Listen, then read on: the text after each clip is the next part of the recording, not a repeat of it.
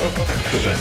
Liu Kang, Raiden, Johnny Cage, Scorpion, Sub-Zero, Sonya, fight!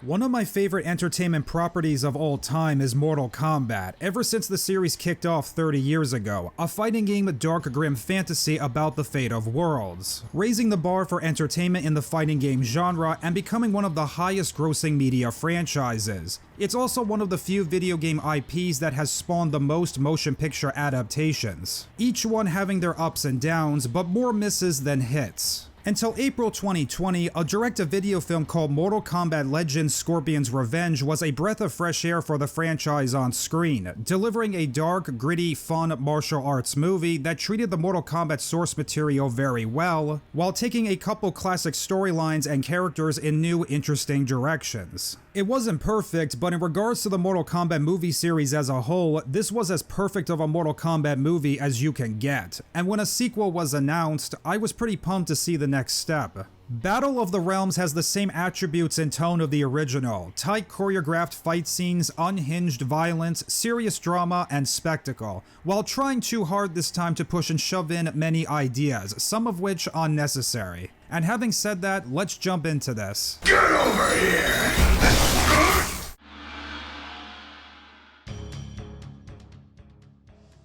Battle of the Realms picks up shortly after the events of the previous movie. Lord Raiden and his champions are victorious, and Emperor Xiao Khan declares war in retaliation for Outworld's defeat in the Mortal Kombat tournament. In the midst of battle and invasion in progress, Xiao Khan appears himself and petitions the champions to participate in a final Mortal Kombat tournament that will decide the fate of Earthrealm forever. Despite some quarrel, Raiden accepts and also surrenders his godhood to help ensure victory in the contest.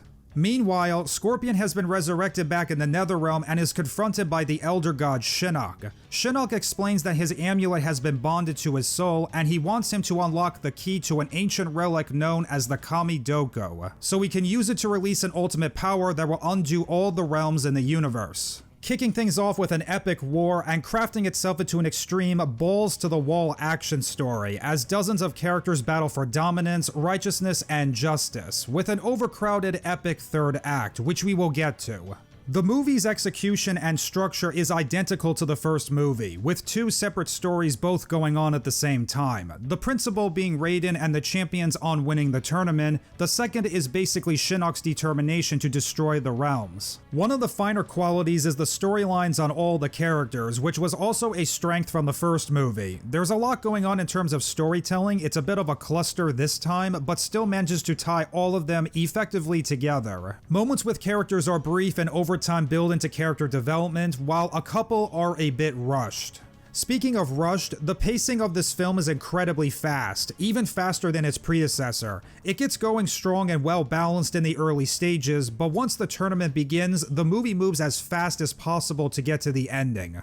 The artwork is great and the animation is smooth, while nailing the tone and atmosphere of the source material right on the head. Voice performances are solid across the board. Dave B. Mitchell owns the role of Raiden. He's cool, driven, serious, and determined, willing to protect Earthrealm and those he loves no matter the challenge. This was also a grounded portrayal, a Raiden where he can be killed, and he's not the powerful god we all know the character is, which was a nice creative change of pace. Especially for an important character, there's tension and concern when they venture into harm's way. Patrick Seiss is perfect in his role of Scorpion and commands your attention whenever the character appears on screen. Joel McHale's portrayal of Johnny Cage is entertaining to watch, and Jordan Rodriguez slips comfortably into the role of Liu Kang. And the rest of the entire cast, including the villains, do a good job of investing their characters with spark and personality, even in multiple roles. Xiao Khan is the bigger standout of the antagonist bunch, ruthless, formidable, and playing it straight to win the tournament and claim his prize. And Battle of the Realms brings back the clever, pragmatic identity of the character, which honestly is who Xiao Khan is supposed to be. You'll stay alive, watching as I merge the realms. Then, when you've seen all that you love destroyed, then I'll kill you. The film's biggest flaw is its third act, which is overfilled and a bit of a hot mess. It's a big action sequence that goes on forever with unnecessary filler and ruins a lot of the tension. It loses itself in wanting to elevate the content, bloating it with over-the-top action and a lot of material to work with in a short amount of time, instead of keeping it simple, nice, and in the pocket. The previous movie had a lot of characters and many plot events crammed in as well, but it was generally efficient moving from one scene to the next. Battle of the Realms, on the other hand, just keeps going, adding in as much as it can before it's over. It's not terrible, and there's still entertainment to be had, especially if you're a fan of the Mortal Kombat concepts and lore, but in regards to a well-developed movie, it should have been tight and efficient.